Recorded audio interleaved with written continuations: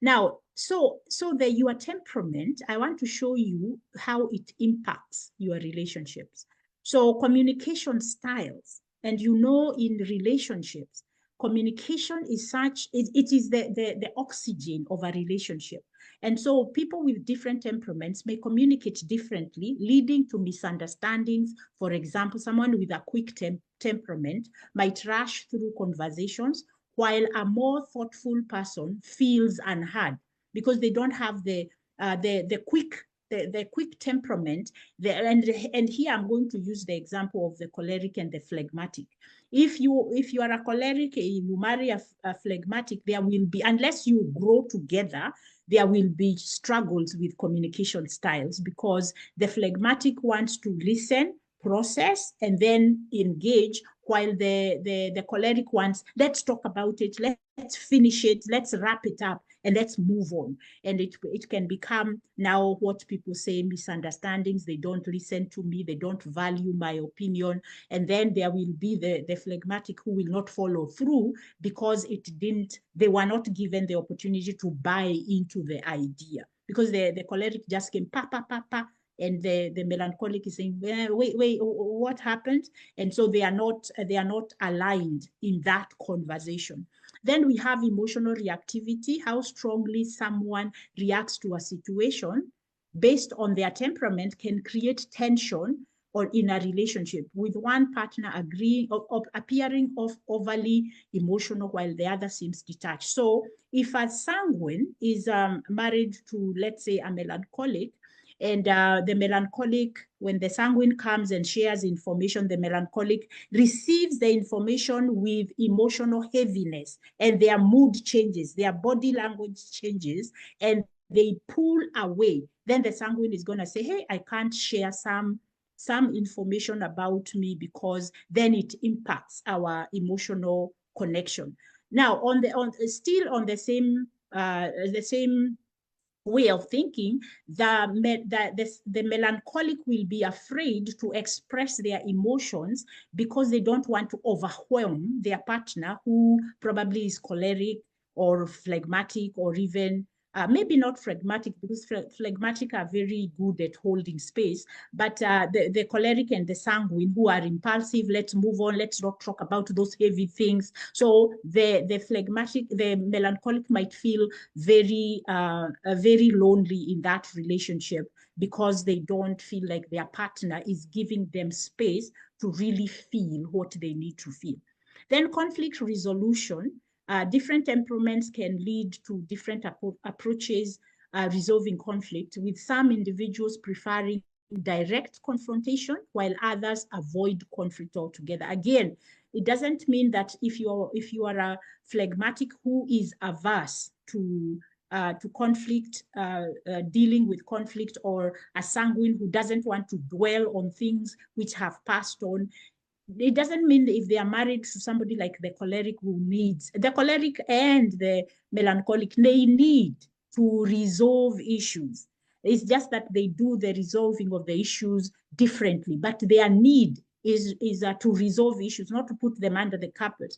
And so it doesn't mean that if you are opposites that have been attracted to each other, that you cannot learn to create spaces where you can work together, even though you deal with things differently. The thing that each one of you would need to do is to increase your emotional regulation, emotional intelligence, how to understand yourself, how to understand your partner, and how to find this space where I can regulate myself, you can regulate yourself, and together we can create a healthier interaction. So we are communicating better, we are listening to each other, and we have goodwill within this relationship. And we don't do the things that normally happens, where we label each other. You are selfish, you don't like to listen, you don't listen to me. So when we do that, we cannot create goodwill, where we can be able to have an opportunity to hold space for each other. Now, because we are not aware that it is how we are wired, plus how we were nurtured, that has formed who we are in this conflict situation, then we can't fix it, because we don't have enough information to be able to understand each other. So we fight each other. So when we go into fight flight space, then we are up here. Both of us are very sensitive to self-preservation, sensitive to being attacked, sensitive to experiencing the other person as defending themselves. And so we are not able to come into a space where we can be able to resolve, we can be able to refocus on the issue, not necessarily on how we are experiencing one another. Then needs and expectations, a person's temperament shapes their need in the relationship and expectation in a relationship, which may not align with their partner. So let's say that the need of, and I will tell you, the need of a choleric is to resolve issues, to create a goal and then finish it, resolve issues. That's the need in a relationship. That's what they need. So they need a partner who is going to walk with them and allow them to guide the process of finding a solution. The need of a phlegmatic is that there will be harmony. So even if we are going to create a space where we are resolving issues, please don't shout, please don't be too emotional, please don't be over the top. Let's do it harmoniously, let's do it peacefully. That's the need of a phleg. The need of a sanguine is let's stay connected no matter what is happening. Tusikasirike, don't be angry, let's just stay connected and then we will find a solution. And then the need of a melancholic is to understand why the problem happened in the first place. So if we do not understand these needs that we have and the expectations that we have, we are going to miss it. And so we keep passing each other. And there is going to be a space where we don't feel fulfilled in that relationship. Now, when we think about now your childhood, so I am growing up, let's say I'm a phlegmatic, and I'm growing up with a lot of chaos in that home. So my need when I grow up is that I will have a family where we will be harmonious.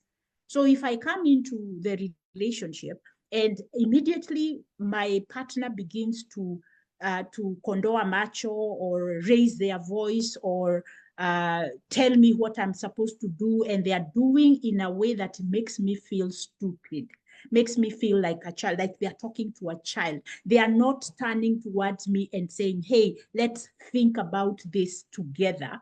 Then what is going to happen? I go into self-preservation because my need is for harmony, because when I begin to be triggered to think about home, and my child, my wounded child shows up, is triggered, and therefore I go into fear. If I am a choleric, same thing. If I grew up in a chaotic home, and then the only way I know or I saw was to, when we are in conflict, I take charge because that's what my parent did, the one that impacted me. So what is going to happen is the moment I feel there is a problem and I want to resolve the problem, I think that if I talk louder, if my partner is not listening, and if I raise my voice, and if I am aggressive, if I have all this energy, then they are going to listen to me.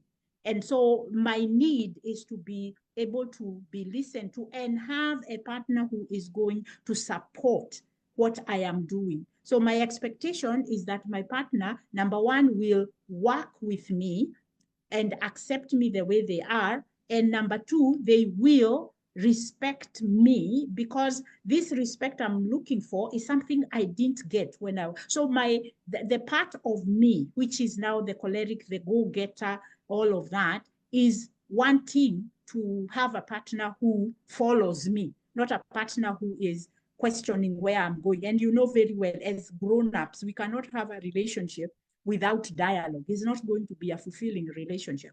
And then the positive impacts, understanding your partner's temperament can help you adapt your behavior and communication style to better support them. So for instance, I usually hear that I shared with my partner the way I was raised and the things I have gone through in my life, which have been traumatic. And in the time when we were arguing, my partner took that information and threw it at me. And it made me feel so triggered, made me feel so unsafe that now I can't trust them anymore. So I went into myself, so understanding even the question of, since my partner has opened this part of their life to me, then I need to ask myself, so what? What is the importance of me knowing that information in my interactions with them? How do I support them so that I don't trigger the same trauma they experienced when they were growing up or through their life experience? I need to be able not to tell them, you are punishing me for something that I didn't do. I'm not the one who made you bleed. Don't bleed on me. Instead of having an understanding and compassion during the time when your partner is down, that you can hold space for them. I usually tell my couples that when we say for better or for worse, it doesn't mean that when you are worse, I come worse with you and tunakaa hapo kwa matope, tunajipaka matope. No, if you are in your worst, I need to be in my better so that I can hold the fort while you are processing what's going on with you.